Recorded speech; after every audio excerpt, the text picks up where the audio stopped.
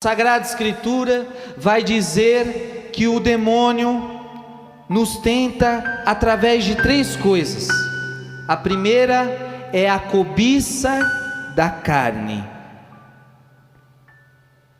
São João vai dizer que a primeira forma de o demônio nos tentar é através da cobiça da carne. Ou seja, é quando esta minha carne, ela quer ter prazer em tudo o que ela faz. Portanto, o demônio quer que eu fique à procura de prazer.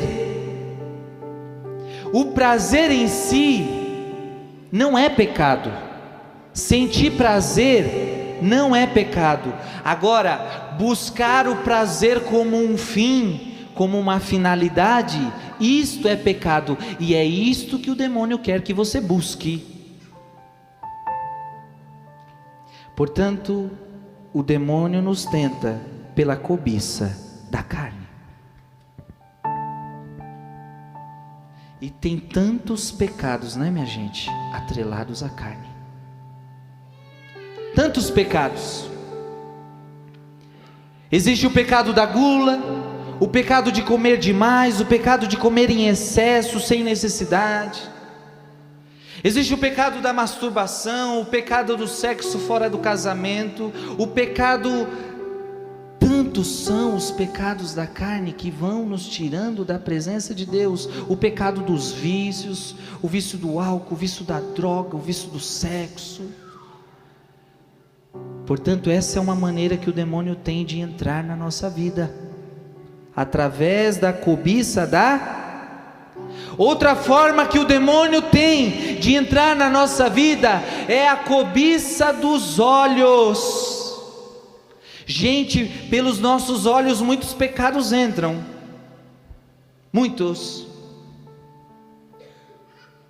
Por isso nós temos que pedir para Jesus uma graça de olhar com pureza, de olhar com o olhar de Deus para as pessoas, porque através do nosso olhar muitos pecados entram.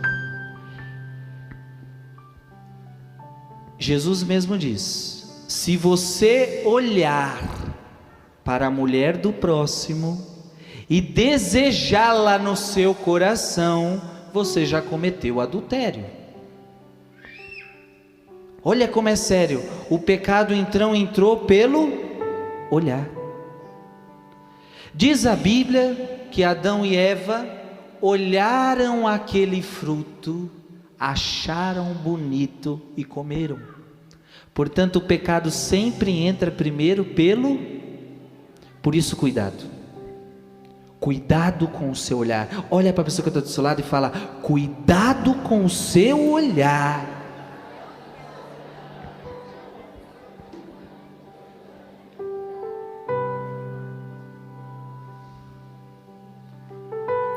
Então é o homem que não consegue olhar uma mulher com pureza. É um homem que quando olha uma mulher só vê bunda e peito. Não consegue ver outra coisa. E vice-versa aí, eu não sei que as mulheres gostam aí. É um olhar malicioso. E hoje ajuda porque as pessoas se vestem mal, principalmente as mulheres que deveriam ter decência, deveriam cobrir-se e se mostrar só para o seu marido, mas não, ficam igual prostitutas, andando nas ruas, se mostrando para todo mundo, e ficam encantadas quando um outro assobia e diz: ó.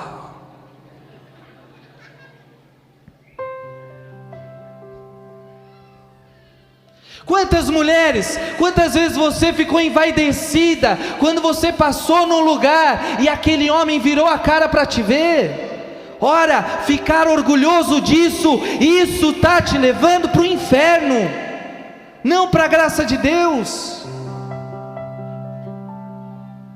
E veja, mulher, você que se veste mal, você também está fazendo muita gente pecar. O pecado não é só o seu, a falta de pudor. E para você saber qual é a roupa que eu visto, pergunte uma pergunta simples: Nossa Senhora vestiria uma roupa dessa?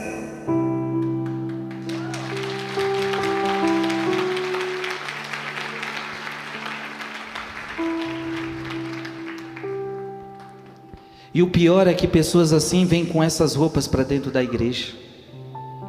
Se fosse só lá fora, mas não, vem para dentro da igreja.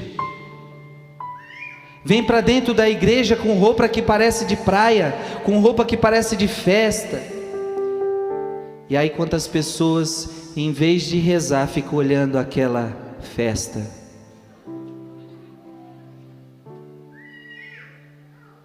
O padre está falando alguma mentira? Mulher, quantas vezes você levou homens a pecar pelo olhar, por causa da tua falta de pudor? Agora, homem, também não é desculpa para você, porque a mulher está mostrando tudo, você tem que ver. É claro que não tem como tirar o olho, se bem que Jesus diz: se o teu olho te leva a pecar, arranca e joga fora.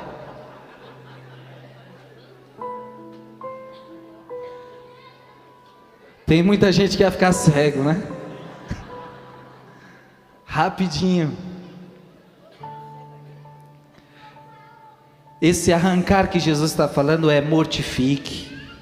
Portanto, se tem alguém indecente, alguém que não está vestido na sua frente, o olhar é natural, você vê, mas o problema não é olhar, o problema é fitar.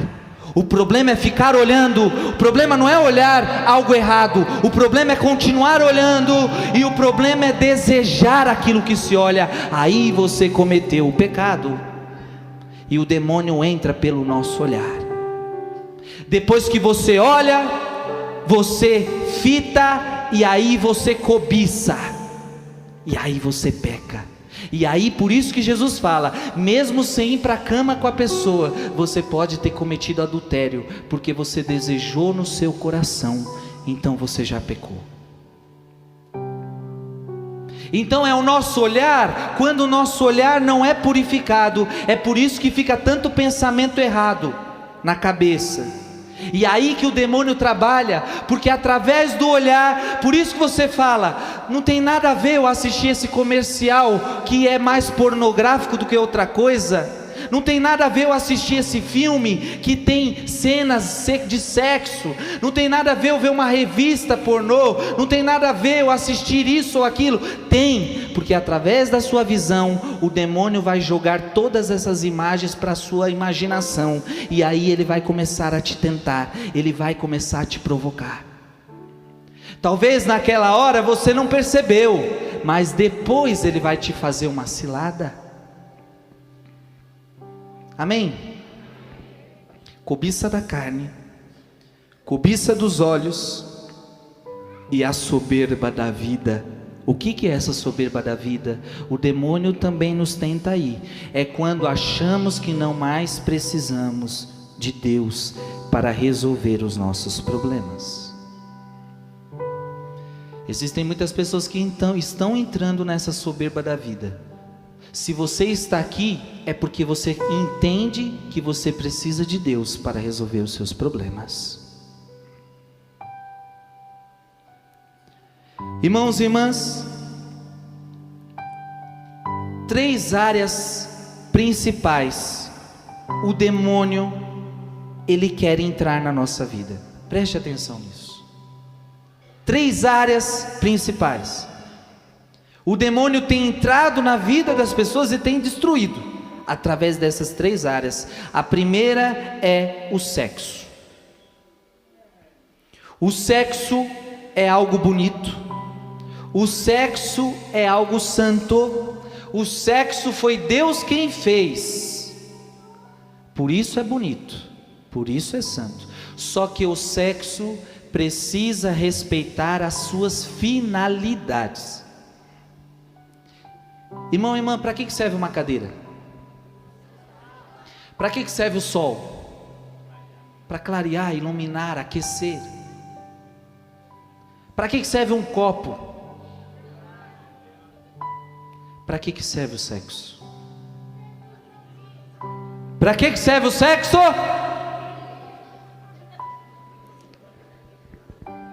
O sexo serve para duas coisas.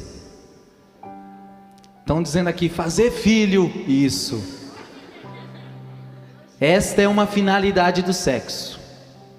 Procriação. A segunda finalidade do sexo é união.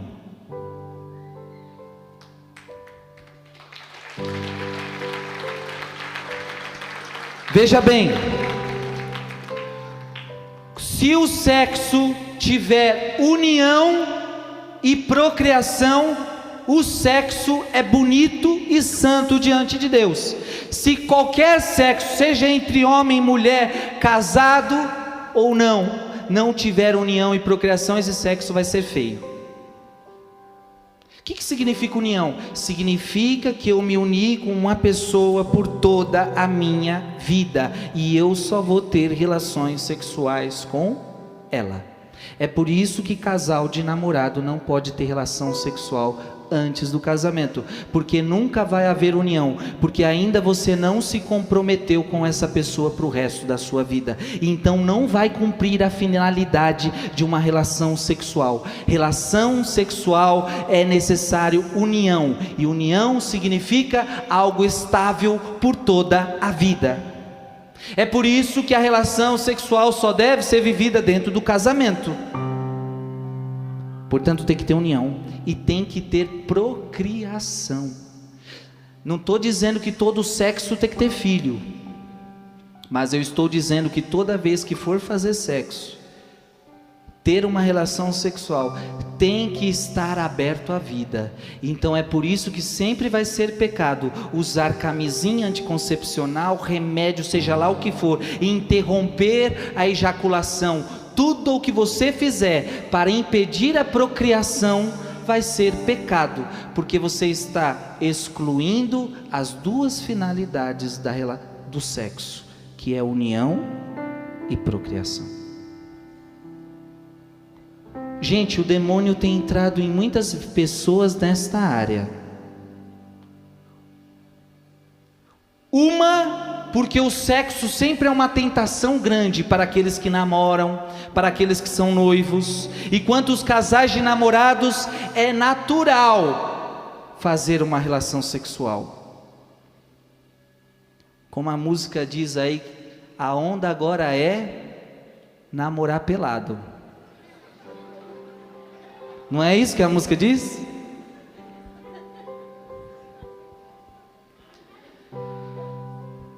O sexo tem sido uma arma poderosa na mão do demônio.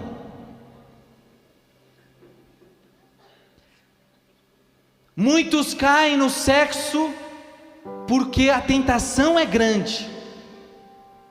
Agora também, muitos não mudam a sua relação sexual conforme a igreja pensa, porque na verdade não querem nem saber esse negócio de igreja. É muito difícil viver isso aí. E é claro, para você viver o que o padre está falando, a primeira coisa, você tem que ter muito amor a Jesus.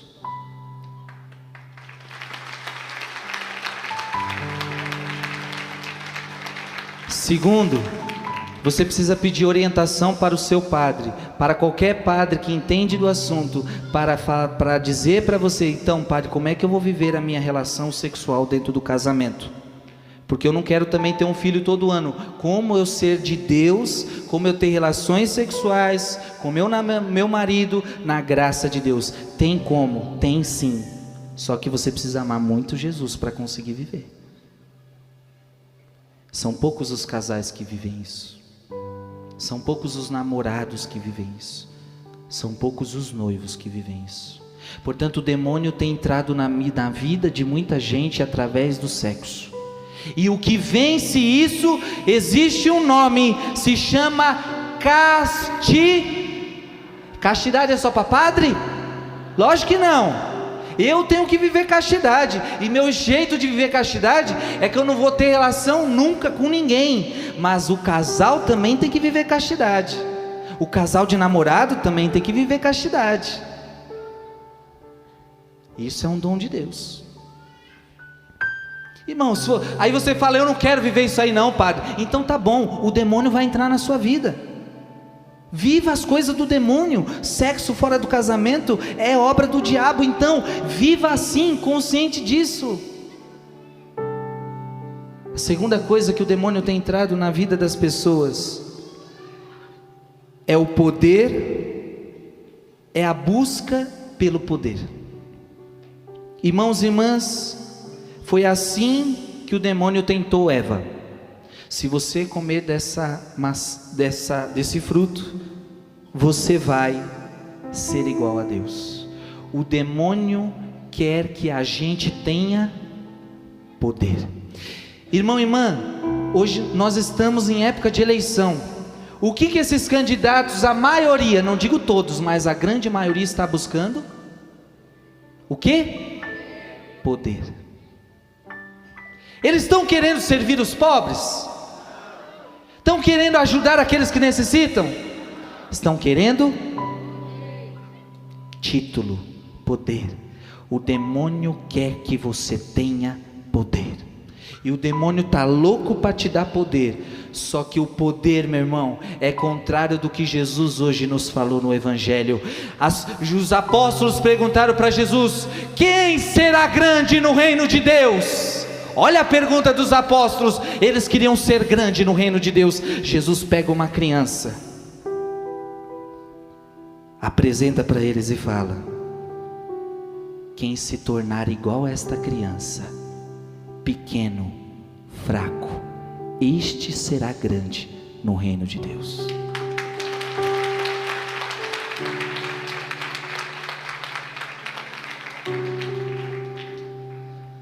Portanto, para você vencer o pecado do sexo, nós precisamos de castidade. Para vencer o pecado do poder, nós precisamos de humildade. E o terceiro ponto que o demônio tem pegado muita gente é o famoso Deus Mammon, o famoso Deus do dinheiro. Quantos de nós temos vivido mais para o dinheiro do que para Deus? Quantos de nós nos matamos a trabalhar, nos matamos para ganhar dinheiro, mas não fazemos o mínimo esforço para as coisas de Deus? Agora, para ganhar dinheiro eu sou capaz de tudo. Talvez seja porque na sua vida já se ergueu um grande Deus, o Deus do dinheiro. E quantas pessoas estão não se contentando mais com um trabalho, mas elas querem um, querem dois, querem três. Porque precisam? Não, porque querem dinheiro. Estão servindo o Deus do dinheiro. Quantas pessoas deixam de vir para a missa porque tenho que fazer um bico, porque tenho que trabalhar no domingo, porque o meu Deus é o Deus do dinheiro. E aí, meu irmão e minha irmã, por isso que Jesus falou: dificilmente um rico entra no reino dos céus, porque ele está apegado à sua riqueza. E quem estiver apegado a dinheiro não vai herdar o reino de Deus. E deixa eu te dizer, lá no céu você não vai levar sua conta de banco, você não vai levar seu cartão, você não vai levar seu ouro, suas joias, sua casa, o seu carro.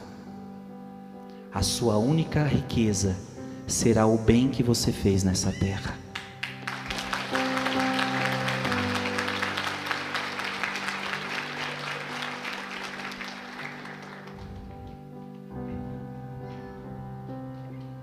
Como é que a gente dá lugar para o diabo na nossa vida? Primeira, vivendo no pecado, certo? É assim que eu dou lugar ao diabo, viver o pecado. Como é que eu expulso o diabo da minha vida? Eu deixando o pecado. Segunda coisa que eu dou lugar ao diabo é deixar a minha casa vazia. Presta atenção nisso. Deixar a casa vazia, diz a Bíblia que se o demônio sai da sua vida, e quando ele quer voltar, ele encontra a sua casa vazia, diz a Bíblia que ele vai pegar mais 7 com ele, e ele vai voltar pior, ele vai voltar com mais 7. Irmão e irmã, você não pode deixar a sua casa vazia. Isso significa o quê? Um dia Jesus entrou na sua vida, sim ou não?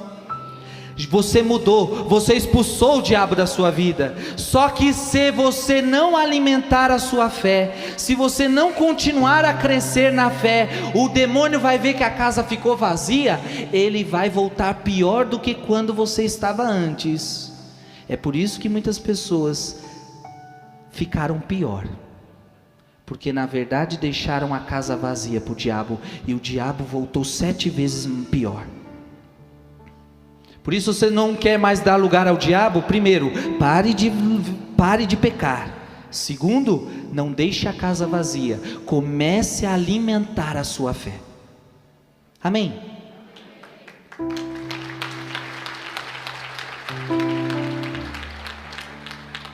Para nós encerrarmos, agora o padre precisa te dizer como você vencer ao demônio. Você quer vencer ao demônio, sim ou não? Você quer vencer ao demônio? Tem como a gente vencer uma batalha, uma guerra, sem as armas necessárias? Você vai ser morto, filho. Vai para a guerra sem arma, vai ser? E será que você está usando as tuas armas para vencer o diabo? Efésios vai dizer: revesti-vos da armadura de Deus para combater os demônios, para combater o inferno, para combater o diabo. Eu preciso ter as armas, senão eu não vou conseguir vencer. O demônio não tem medo de cara feia. Está ouvindo isso? O demônio tem medo de cara feia. O demônio não tem medo de muita coisa, minha gente. Agora eu vou te dizer do que o demônio tem medo. Inclusive, na Bíblia está escrito que algumas pessoas foram tentar expulsar o demônio de alguém e não conseguiram levar o pau do demônio. O demônio deu-lhes um couro. Foram perguntar para Jesus: mas Jesus, por que a gente não conseguiu expulsar esse demônio? Jesus falou: esse tipo de demônio você só se vence através da oração e do jejum. O demônio não tem medo só porque você é de igreja. O demônio tem medo de gente que reza. Se você é uma pessoa que reza, o demônio vai ter medo de você. E não é você que vai correr dele, mas é ele que vai correr de você.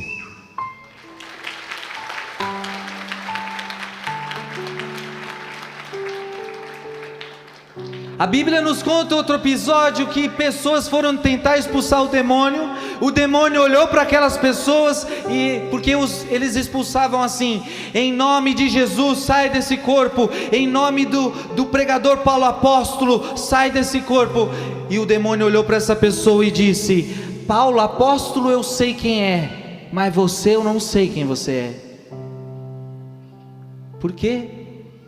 Porque não tinha oração, não tinha vida de santidade. O demônio não reconhece aquele que não tem vida de oração.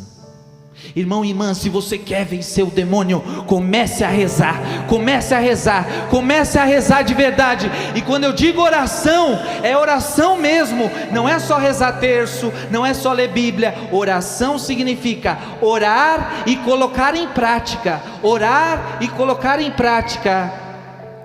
É entrar no meu quarto para rezar e deixar Deus modificar meu coração. É falar Senhor e fazer uma oração sincera diante de Deus. O que é oração sincera? Senhor, eu sou muito impaciente, Senhor. Senhor, eu não tenho paciência com ninguém. Eu não estou tendo mais paciência com meu marido, com meus filhos. Dai-me paciência. Abre a porta do teu quarto e saia dali tendo mais paciência com as pessoas. Isto é a oração que Deus quer ouvir de você, amém?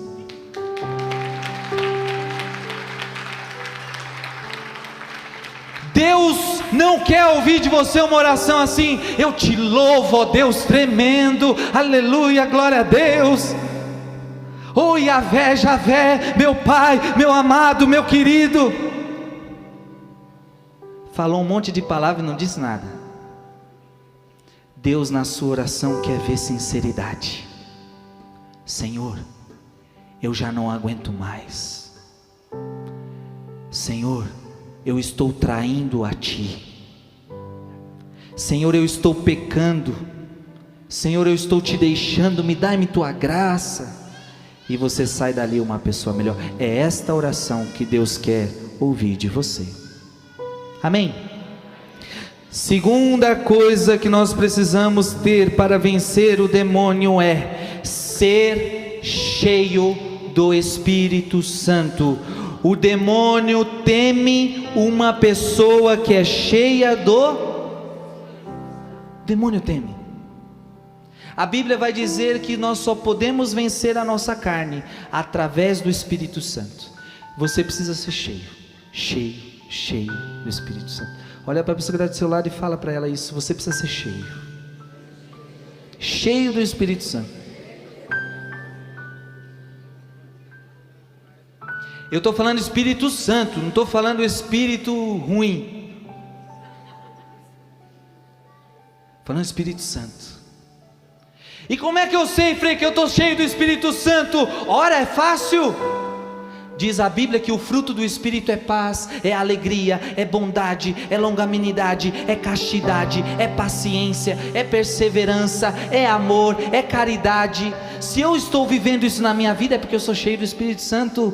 Se eu não consigo ver alegria, se eu não consigo ver paz, se eu só consigo ver guerra, ódio, pecado de carne, um monte de coisa errada, é porque você não está cheio do Espírito Santo. E o demônio tem poder na sua vida. Primeira coisa para vencer o demônio é o quê? Oração. Segundo, ser cheio do Espírito Santo. Terceiro passo para a gente vencer o demônio é a vivência dos sacramentos. Missa e confissão. Não tem como vencer o demônio sem missa e sem confissão. E deixa eu te dizer, irmão e irmã, se você pode vir na missa todos os dias, vá na missa todos os dias. Se você pode, vá, porque esse é o meio mais poderoso de vencer o demônio, a Santa Missa. O demônio não suporta uma missa, porque a missa é o sacrifício que salva o mundo. Quando você participa de uma missa, em toda a missa Deus morre na cruz por nós, Deus atualiza o seu mistério, portanto o demônio não suporta uma só Santa Missa. E o demônio também não suporta quando você aparece na frente de um sacerdote para contar os seus pecados. Diz um santo que ele via na confissão as pessoas na fila da confissão e o demônio como que fechando a garganta da pessoa para ela não contar os seus pecados. O demônio é aquele que na hora que você peca tira a sua vergonha, mas na hora que você vai confessar o teu pecado para o padre, ele joga a vergonha na tua cara de novo e fala: ai meu Deus, que vergonha. Não tem como vencer o demônio então, irmãos e irmãs, sem oração, sem ser cheio do Espírito Santo. E se eu não viver na minha vida, missa e confissão. Missa, se possível, diária, ou quantas vezes você puder, e principalmente a de domingo. Não adianta vir na missa de semana e não vir na de domingo. Confesse-se com frequência, não é de ano em ano, cada mês, mensal, confesse-se, procure o sacerdote, confesse. Meu irmão e minha irmã, eu te garanto que se você viver isso, o demônio não terá mais poder sobre a sua vida e não terá mais poder sobre a sua família.